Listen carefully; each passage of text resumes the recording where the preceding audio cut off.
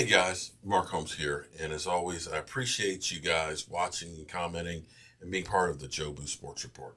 I've gotten my morning video done, and I've got some people that are sending me comments and things about the whole Amari Cooper situation.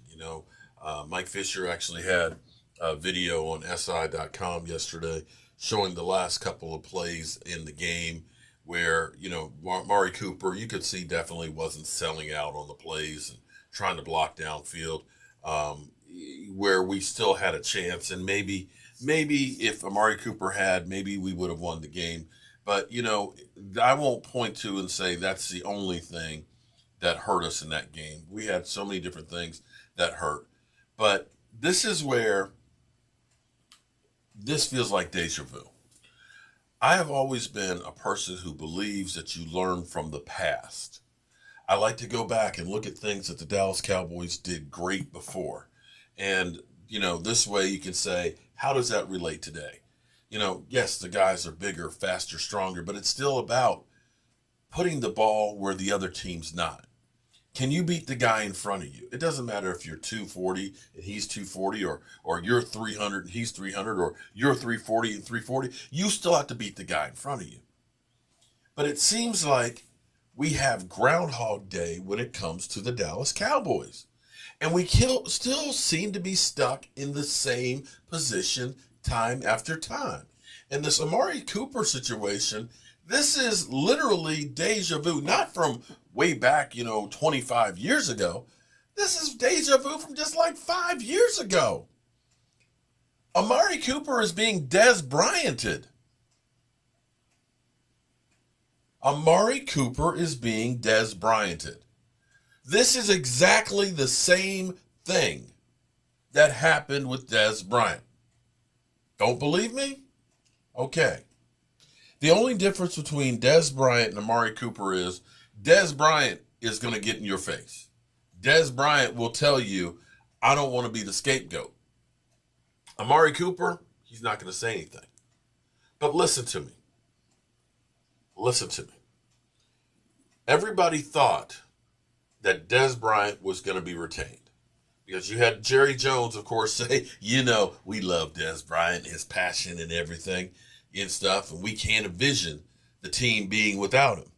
In the same way he said about Jalen Smith, Jalen Smith, he's part of the family here. He's a cornerstone piece, and they let him go in the middle of the season. But I kept telling people, Dez is gone. Because of Stephen Jones, you could tell that Stephen Jones, every time they brought up Dez Bryant, he would get stone-faced. You remember we had Terrence Williams have the whole, his car that crashed and all that the stripper had borrowed and things, and he's out on his bicycle and stuff, trying to get to his car keys or his car and this, that, and the other, and gets arrested. And of course, Stephen Jones he's going to be fine. But then he was asked about Dez Bryant coming back and was like, we got stone-faced. I want to read this to you guys because this, again, if you change the names, it feels exactly the same. Dallas Cowboys owner Jerry Jones said he expects wide receiver Dez Bryant to be back with the team next season, as most people felt. His son, Steven, seems far less married to that idea. Stephen Jones, team executive vice president and CEO, has been critical of Bryant in certain instances this offseason. He noted that Bryant needed to understand his demeanor could have a negative effect on his teammates and called some of his emotional outbursts a distraction. Stephen says on a message discussing Bryant on Thursday night, "No one wants to compete and get after it more than Dez," Jones said. "At the same time, we know this is a business where everyone had to be accountable.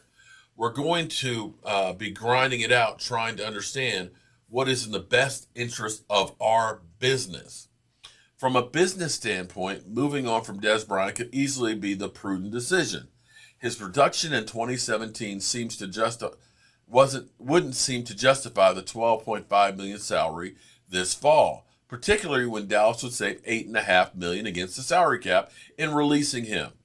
However, Jerry still gets to call the shots, and if he wants Bryant on the team, he'll be on the team. Stephen hasn't come close to being as certain as his father regarding it. Okay, but maybe he'll be able to sway Jerry's thoughts like he did with Johnny Manziel several years ago.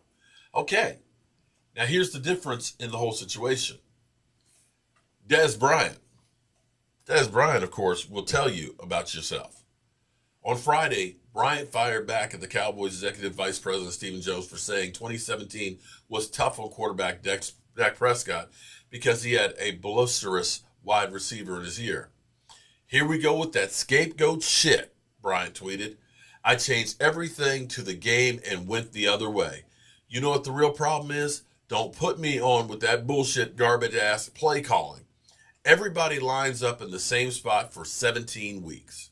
However, Jones said he didn't mean the comment to be taken negatively or marked. He knows what we think of him. Obviously, there are tough times in terms how this has turned out. Dez is thinking about his future, and certainly this is not easy on anybody. We all know no one knows more about what I think about Dez than me. And Jones' comment certainly wasn't intended to be negative. And then Dez Bryant called Jerry Jones clueless and referred to linebacker Sean Lee as Snake Lee. So, the only difference here, because here it is, we're listening to Stephen Jones basically say, well, you know, we haven't made a decision. There's a lot of moving parts and stuff in here. Here it is. It's the same situation. The Cowboys get in trouble money-wise because of their own doing, and they end up blaming the players that they gave the contracts to and say, we need money. But here's the underlying problem. And Dez, I have to side with Dez on this. When we look at the play calling with the vanilla offense, it hasn't changed. Only the players have changed. And here's the problem. When we let go of Dez, let's go back. Let's go back here. Let's think about this. We ended up not having receivers to make up for it. We ended up having Terrence Williams and Cole Beasley and guys like that. And what happened to our receiving core? What happened to us after letting Dez Bryant go and not have a plan B? We had a bunch of guys that weren't great receivers that could fill the space. Terrence Williams was never going to be a number one receiver. Cole Beasley is a nice slot guy. You didn't have a player. The numbers went downhill rapidly without a Dez Bryant. Now, Dez Bryant was getting older. Dez Bryant was having a hard time staying healthy. Dez Bryant and Dak never really got that same chemistry that Tony Romo and Dez had because there were two different types of receivers.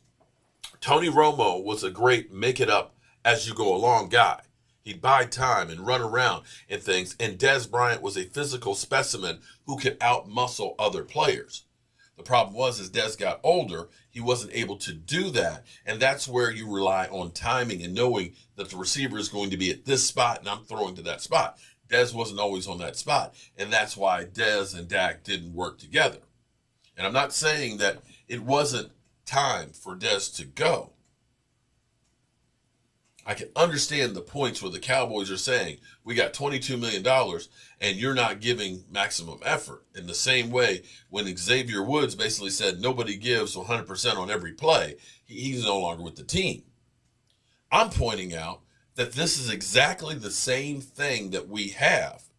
And if you're saying that we got CeeDee Lamb, who does have some drops, who has benefited from having Amari Cooper, now has to be the number one, and you're now relying on Michael Gallup coming off of injury, who I don't believe will be ready to start the season as a full go. He may be out there day one, but I guarantee you he's not going to be a full go. It takes time to come back from that ACL injury. Not everybody is Adrian Peterson. And then you have a bunch of guys who benefited from having Amari Cooper there. This is the same shit that's happened over and over and over again.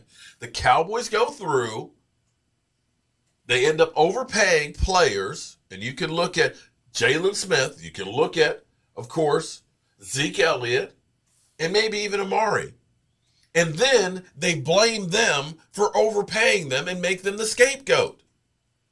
And in the end, you turn around and say, well, we don't want to use free agency because, you overpay players. How is this different? You're overpaying your own free agents. At least if you're getting somebody different, you have a different look than what everybody expects. I feel like we're a hamster on a wheel just spinning around and around and around and around with the same stupid shit. And we can go through beyond Dez Bryant. We can look at Miles Austin, which we did. After one good year, we overpaid him. And then he was gone in 2 years. We can look at Marion Barber in the same way. Time after time after time, we getting the same thing. And for some reason, they think that what they've been doing is right and winning when we haven't won shit. It drives me crazy. Sure, Amari's not perfect, but I got to tell you, you're better off having him than not having him. But this stuff is so crazy how they try to destroy a player.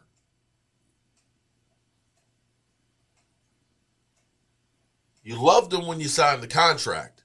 Now, you're pissed off at him and you're seeking revenge. It doesn't make any sense to me. This is Dez Bryant's situation all over again.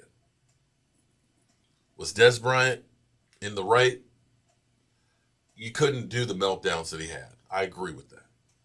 But the way they go about this and blame the players, it's not right. At some point, you have to admit the mistakes you guys made with this team and change what you're doing, or you will never get a different result. You will never get a different result. Bet you my blood pressure is up this morning. But it's the way it is when you're a Dallas Cowboy fan. It just drives you crazy that no matter how much we give to the team and believe in the team, it's a one-sided love affair. That's what it is. I hope you guys have a great day, and I hope to see you guys. We're going to do a live stream this afternoon as a call-in show. We'll do a Zoom call-in show, and we're going to watch some more of the Combine. And I appreciate you guys being here. You know how we roll. Our Coach here, and as always, I want to thank you all for watching, commenting, subscribing, and being part of the Joe Sports Report.